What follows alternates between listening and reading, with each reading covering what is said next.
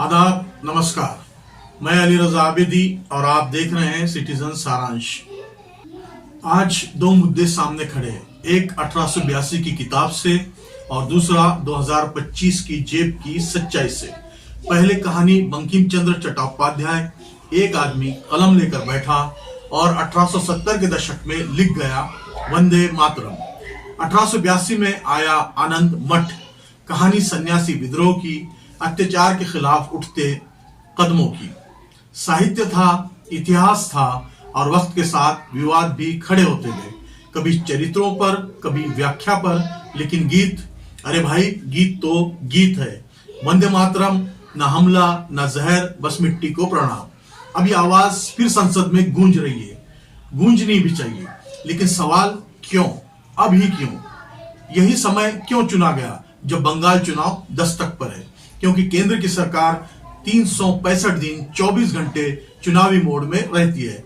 मुद्दे वही, कभी यूपी में शमशान कब्रिस्तान, अब बंगाल में बाबरी वंदे मातरम, और विकास वो तो हर बार किसी भावनात्मक नारी की भीड़ में दब जाता है। अब आते हैं मुद्दा नंबर 2 पर। गिरता हुआ रुपया, ये कहानी ना किताब की है ना उपन्यास की, ये बाजार की है, ये आपकी जेब की है, मेरे जेब की है। ये तस्वीर देखिए, हलवा सेरेमनी, सालों पुरानी रस्म, बजट बन गया, मंत्री और अधिकारी एक साथ हलवा खाते हैं, लेकिन रुपया वो हलवे जितना मीठा नहीं रहा। आज हालात यह है, हलवा सरकार का और मित्रों का, खाली कढ़ाई जनता के हिस्से में। वित्त मंत्री कह चुकी है, गिरते रुपए से घबराइए मत, सुधार हो जाएगा। अब सुधार कौन करेगा, कब करेगा, किसे बताइएगा? और फिर आते हैं भाजपा सांसद मनोज तिवारी उर्फ रिंकिया के पापा पर।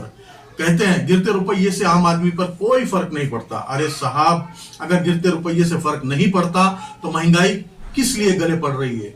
दवाइयां कौन महंगी कर रहा है?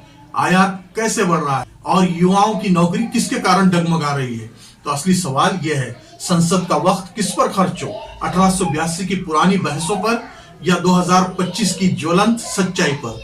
गीत तो दिलों में गूंजेगा, पर जब जेब खाली हो जाए तो घर में सन्नाटा गूंजता है। और याद रखिए, इतिहास से सीख मिलती है, पर भविष्य अर्थव्यवस्था से बनता है। मैं था, हूं, रहूंगा, सवाल पूछता हुआ। बहुत बहुत शुक्रिया, बहुत बहुत शुक्रिया।